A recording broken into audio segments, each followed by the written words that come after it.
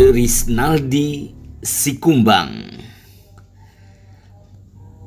Berikan subscribe, like, share, dan komen. Assalamualaikum warahmatullahi wabarakatuh. Selamat malam saudara-saudara. Pada malam hari ini pukul 22:15, 25 April hari Ahad. Selamat bergabung kembali buat teman-teman yang sudah lama membersamai di channel Risnaldi Sikumbang. Dan buat teman-teman yang baru saja menemukan channel ini, selamat bergabung kami ucapkan. Silahkan tonton 2-3 menit, kemudian beri like, comment, subscribe, dan share. Kemudian pada malam hari ini saya akan mereshare kembali acara di Tahfiz TV bersama Risnaldi Sikumbang dan buku The Power of Instalisasi Impian. Silakan disimak ya teman-teman. Assalamualaikum warahmatullahi wabarakatuh.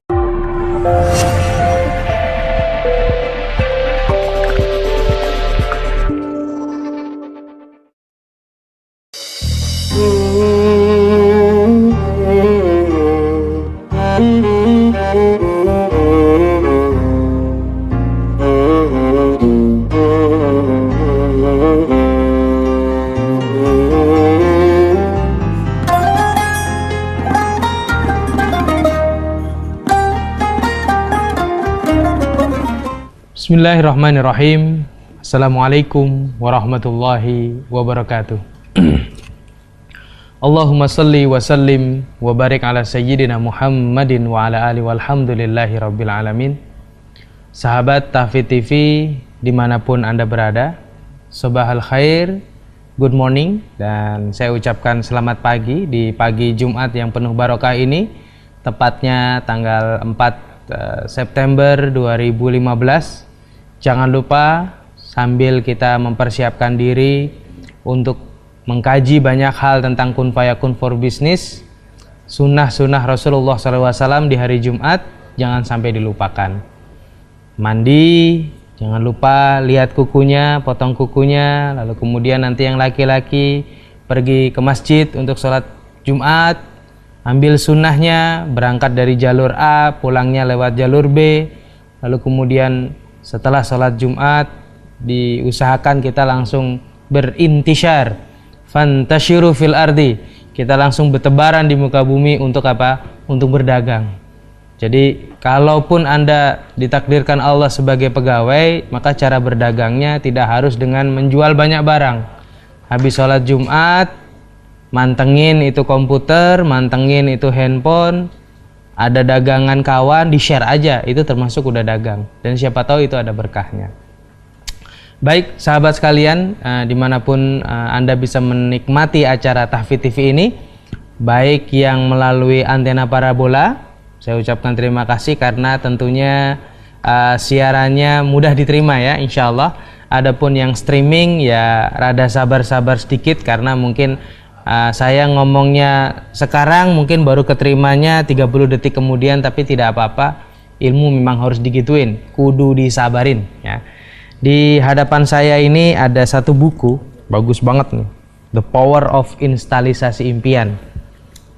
Gimana dan bagaimananya ntar kita bahas ya. Yang jelas ini buku TOPBGT ya. Kalau boleh saya mengacungkan 4 jempol, pasti saya acungkan, tapi kebetulan jempol yang 2 masih ketutup dengan sepatu, jadi saya cukup mengacungkannya dengan 2 tangan ini. Materi ini materi tentang pengulangan. Saya hanya ingin kawan-kawan sahabat Tahfiz TV ini merefresh kembali tentang salah satu kekuatan daripada kun fayakun, yaitu the power of intention. Saya ingin mengulangi lagi karena kadang-kadang kita ini perlu remind, kita ini perlu pengingat, kita ini perlu untuk merefresh ya. Rasulullah SAW bahkan untuk urusan iman pun beliau menginginkan kita untuk selalu memperbaharuinya. Beliau bersabda, jaddidu imanakum biqauli la ilaha illallah. Jadi perbaharuilah imanmu dengan memperbanyak kalimat la ilaha illallah. itu iman. Bagaimana kita yang kemudian di urusan muamalah, bagaimana kemudian kita yang di urusan keseharian, bagaimana kemudian urusan yang di urusan sholat, tentu harus banyak pengulangan-pengulangan. Nah, kekuatan niat ini sebenarnya ingin merefresh kawan-kawan, apalagi justru pada saat-saat dunia perdagangan di Indonesia ini sedang diterpa oleh berbagai macam keadaan, salah satunya adalah nilai tukar rupiah. Tapi di wilayah sana justru nilai tukar rupiah menguntungkan beberapa pihak. Contohnya mereka para eksportir. Para eksportir tentu dong diuntungkan dengan nilai tukar rupiah. Dari sisi ini sahabat-sahabat mungkin bisa melihat kawan-kawan para nelayan, para eksportir di daerah Pantura. Ya mungkin kalau dolarnya terus-terusan begini, kira-kira sih bisnis properti di Pantura itu habis semua. Kenapa? Karena mereka mendapatkan penghasilan yang signifikan dari misalnya ekspor udang, ekspor bandeng, ekspor daging ikan manyung misalnya. Karena kepalanya kita konsumsi, ternyata dagingnya itu diekspor loh ke Eropa, dagingnya diekspor ke Korea, dan itu mereka membelinya dengan kurs dolar. Jadi terbayang kalau di sisi lain musibah sesuatu hal terhadap kaum akan menjadi pahala atau manfaat juga untuk kaum yang lain. Ini kenapa? Ini karena ada sudut pandang yang harus kita lihat. Kalau kemudian wawasan kita, pola pikir kita, sudut pandang kita ini kita buka seluas-luasnya dan kita berpikir secara general, insya Allah kita akan memiliki kebiasaan positive thinking. Nah, saya ingin merefresh lagi materi ini, yaitu kekuatan niat. Ya, karena banyak orang yang gara-gara krisis yang sedang terjadi ini niatnya bertubi-tubi hancur nih. Wah, udahlah. Waduh, dagang hancur nih, udahlah jadi pegawai aja. Nah, ini jangan sampai nih. Aduh, saya bisnis susah nih, udahlah kuliner aja lah. Tapi kalaupun dia merubah bisnisnya dari yang tadinya mungkin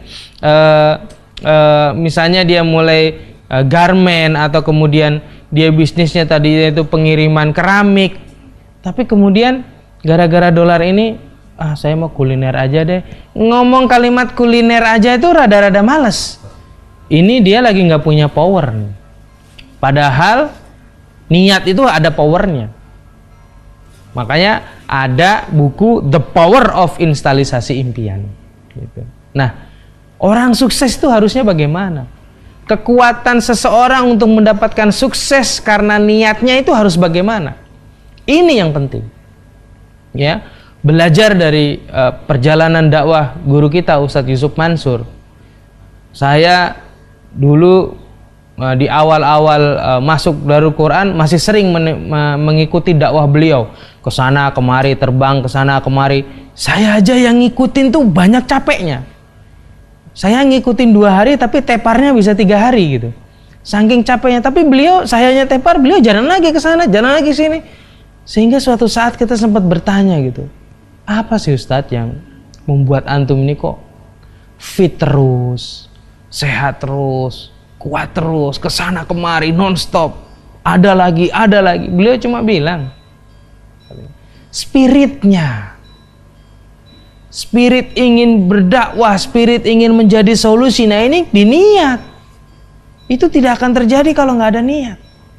Jadi karena niat yang kuat akan terimplikasi pada amal yang sempurna. Nah, ini penting. Rasulullah SAW sampai bersabda, niatul abdi khairum min amalihi. Nah, niatnya seorang hamba itu lebih baik daripada apa yang dia kerjakan. Ya kan? Niatnya seorang hamba itu lebih baik dari apa yang dia kerjakan. Kita berniat mau mendidik orang sekampung baca Quran, ya kan?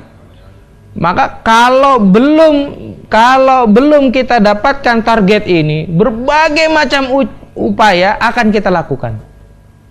Ya, mulai dari ngumpulin RT, ngumpulin RW. Ingat, kadang-kadang ngumpulin RT, ngumpulin RW, ada aja tuh pro kontra. Tapi karena niatnya kuat, terus dia, makanya Niyatul abdi khairu min amalihi.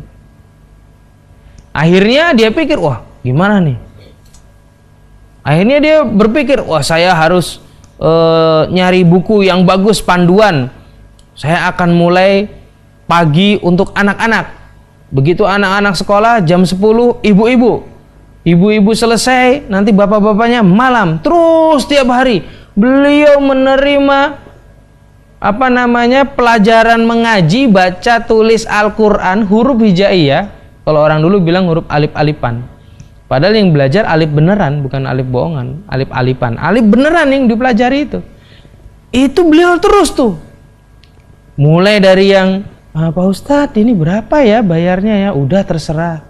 Beliau kemudian berpikir, wah ini saya mau bikin buku panduan gimana ya? Nulis sendiri beliau. Kenapa? Niat. Kalau niatnya lemah, dia pasti begini. Aduh susah Pak, masyarakat sini mau diajak ngaji mah susah Pak. Saya aja pengajian mingguan aja nggak ada yang hadir. Kalau niatnya lemah, akhirnya gini. Oh gitu ya. Ya sudah deh, kalau gitu yang mau aja deh. Nah, itu niatnya lemah tuh. Nah, gimana caranya bahwa niat kita ini, kekuatan the power of intention ini bisa mempengaruhi produktivitas bisnis kita. Akan kita lanjutkan di segmen kedua, dan tentunya, Masya Allah, bintang tamunya nih nggak gemen-gemen nih, penulis buku ini. Penulis buku ini yang sudah menginspirasi banyak pengusaha sukses dengan bisnis network atau yang bukan network. Nanti kita akan bertemu dengan beliau dan tanya banyak hal tentang bagaimana sih impian atau niat itu bisa diinstal sehingga menjadi produktivitas dalam bisnis kita.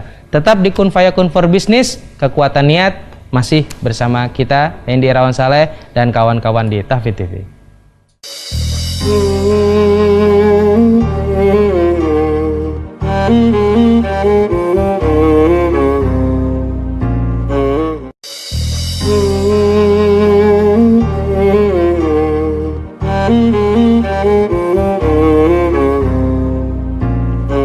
Baik, sahabat Tahfidz TV yang dirahmati Allah, saya meralat bahwa yang disebut dengan impian ini bukan mimpi yang berangan-angan.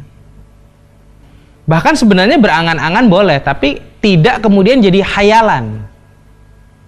Khayalan tingkat tinggi itu kan udah orang yang nggak ada kerjaan kecuali ngelamun, ini nggak boleh. Tapi ini impian berawal dari sebuah niat. Kalau dalam bahasa Arabnya itu hadaf. Dia punya tujuan, target, azam, iradah kulliyah. Nah, disinilah yang disebut dengan impian dari sebuah keinginan. Baik itu mimpi, memang mimpi dari tidur, atau memang punya keinginan dan impian yang besar, tapi bukan angan-angan, karena terukur impian itu. Ya. Impian seorang hamba masuk surga, itu terukur. Misalnya ada orang bilang, udah hidup mah biasa aja, nggak usah alim-alim. Mimpi kali ya masuk surga. Masa sih mimpi aja nggak boleh buat masuk surga? Nah ini virus nih, ini gembosi namanya. Nah saya meralat bahwa kita akan membicarakan tentang impian dari sebuah niat, ya. Niat yang dalam kata lain dia akan menjadi impian dari setiap orang yang menginginkan kesuksesan dalam hidupnya. Khususnya kali ini kita tentu membahas tentang bisnis. Nah, the power of instalisasi impian ini adalah sebuah perjalanan spiritual bisnis anak manusia yang bisa dilakoni siapapun yang ingin hidupnya berubah dari bumi ke langit. Nah, ini orientasinya udah bukan cuma di dunia saja ini. Pengarangnya adalah Risnaldi Sikumbang, dan ternyata beliau selain daripada author dari buku ini, beliau adalah seorang ahli dalam menginstal keinginan-keinginan bukan hanya 1-2 orang, tapi massal. Mungkin kalau dalam bahasa kita hipnoterapi, tapi arahnya tidak seperti itu juga. Hipnoterapi syariah kali ya mungkin ya. Nah, bagaimana kita ingin menciptakan dan menguatkan niat kita sampai menjadikan produktivitas bisnis kita ini lebih baik? Langsung aja dah kita panggil orangnya. Assalamualaikum Bang Riz. Subhanallah, barakallahu fikum. Alhamdulillah, lama nih tak bersuara kita. Ya. Betul, silakan Anda duduk. Ya, silakan. Ya, saya menggunakan bahasa-bahasa seperti itu karena beliau tentunya datang dari negeri Sumatera Barat, ya kan? Ya, negeri para pujangga, para ulama, dan tentunya akan melahirkan banyak orang-orang sukses lagi. Amin. Bang Riz, ini di hadapan saya ada buku The Power of Instalisasi Impian. Kekuatan menginstal impian. Iya. Sebenarnya apa yang melandasi antum untuk menulis buku ini? Jadi begini Ustaz, Allahu Akbar, puji syukur pada Allah Ustaz ya, dan salawat beri salam semoga selalu tercurah kepada Rasulullah Sallallahu Alaihi Wasallam. Dari perjalanan saya sejak kecil sampai melahirkan beberapa anak kecil, Ya. itu semua niat saya terkabul. Alhamdulillah. Jadi suatu ketika saya punya banyak murid karena dulu saya bekerja di suatu tempat yang menjadi semacam personalia. Oh jadi iya, staf personalia mendidik, gitu. ya, mendidik calon-calon pengajar. Nah kemudian seseorang yang menjadi pengajar itu suatu ketika merantau di Jawa. Merantau di Jawa. Yeah. Pas dia merantau di Jawa, dia buat training besar dan dia bisa menghipnotis ribuan orang. Saya dikirimi videonya. Nah kemudian dia kan murid saya. Oh, Dia murid saya. Iya. Tapi dari sisi pelajaran ilmu baru ini, saya belum belajar sama sekali. Saya tanya dia, Dek, belajar dari mana? Dia jawab autodidak, belajar sendiri. Oh, autodidak. Saya cuma berpikir dalam niat saya, kalau murid saya bisa, saya pasti insya Allah bisa. Karena kan saya gurunya. Gurunya, iya tentunya gitu. Rizna bisa, gurunya Ustaz Endi bisa dong. Insya Allah. Kemudian saya tanya, menghabiskan buku berapa? 100 buku Ustaz. Dia baca. Untuk bisa. Antum mau tahu Riznaldi menghabiskan buku berapa untuk bisa dari Aceh sampai ke Ternate keliling melakukan instalisasi impian, bahasa sederhananya hipnoterapis, butuh buku berapa? Mau tahu banget. Tanya dulu dong. Antum butuh buku berapa? Satu Ustaz. Satu aja ya? Satu Ustaz. Iya. Karena selebihnya Allah lah buku kehidupan saya. Nih pemirsa, sahabat, ini saya sedang dihipnoterapi nih ya. Tiba-tiba saya jadi kayak disuruh dia, saya bilang, disuruh, saya bilang. Ya gimana terus? Di sini hari ini ikut bidadari saya nonton. Alhamdulillah.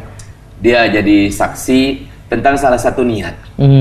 Tahun 93, itu tahun semester kedua kuliah. Tiba-tiba ada ospek ya dulu zaman. Yeah. Kemudian tampil beliau ini, dia bernyanyi. Dalam hati saya ngomong, kamu harus jadi istri saya nanti. Tahun 93. Tapi sekarang itu udah nggak ada ya? Nggak ada, ngeliat penyanyi gitu terus berniat begitu nggak ada ya? Enggak. Tunggu dia pulang tadi. Iya, terus. Jadi kemudian kita menikah tahun 99. Alhamdulillah, 6 tahun selesainya. Iya, dan kita punya 5 anak hasil kerjasama duniawi akhirat kita. 5 anak, dan untuk Ustaz ketahui di sini ada, ya Dek ya? Iya. 5-5-nya seluruhnya niat saya. Jadi anak pertama jenis kelaminnya saya yang kepingin, anak kedua jenis kelaminnya saya juga yang kepingin, lahir dua-dua laki-laki. Anak kedua Ustaz meninggal. Begitu dia meninggal, Allah kan ngajari melalui Rasulullah SAW, kalau kamu kehilangan sesuatu baca innalillahi wa inna ilaihi rajiun. Saya baca, saya percaya ketika Ummu Salamah meninggal suaminya, dia baca innalillahi wa inna ilaihi rajiun. Akan diganti yang lebih baik. Melamarlah Umar, melamarlah Abu Bakar. Nggak bisa, karena tidak ada yang lebih baik dari Abu Salamah kecuali Rasulullah Sallallahu Alaihi Wasallam. Nah, saya berdoa, saya ucapkan innalillahi wa inna ilaihi rajiun, Allah ganti lebih ganteng.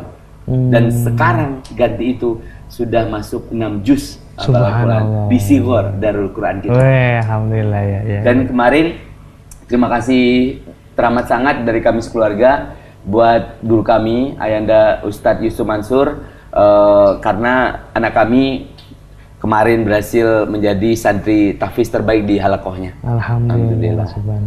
Subhanallah, begitu Ustadz. Nah kemudian istri saya menyerah. Bagaimana kalau anak yang keempat ini cewek? Dia jawab apa? Terserah abang lagi lah.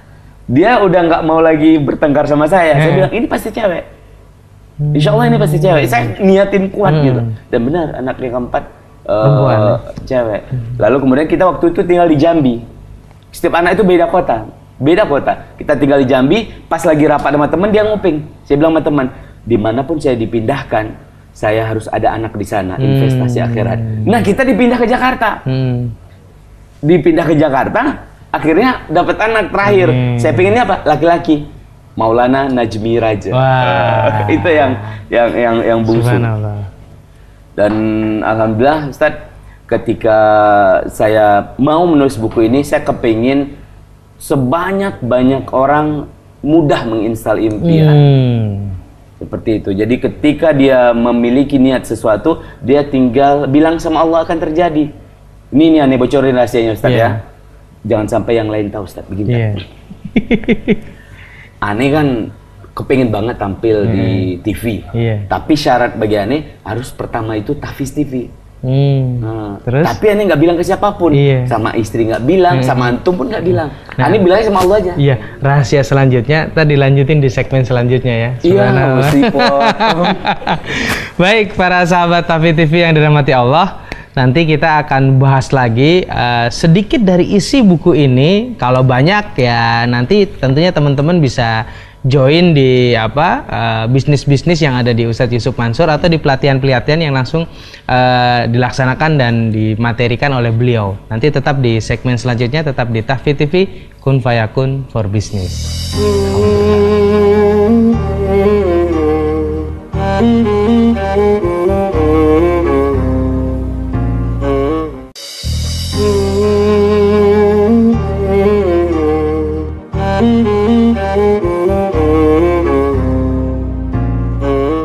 Ya, sahabat Tafi TV yang dirahmati Allah, bahwa kemudian rahasia yang akan disampaikan oleh Ustadz Risnaldi Sikumbang ini tentang bagaimana menginstal impian ini, saya mukodimahi dulu ya. Kadang-kadang orang itu pengen sukses tapi niatnya lemah, gitu Ustadz. Jadi orang itu pengen sukses tapi niatnya lemah, tapi dia pengen suksesnya tinggi.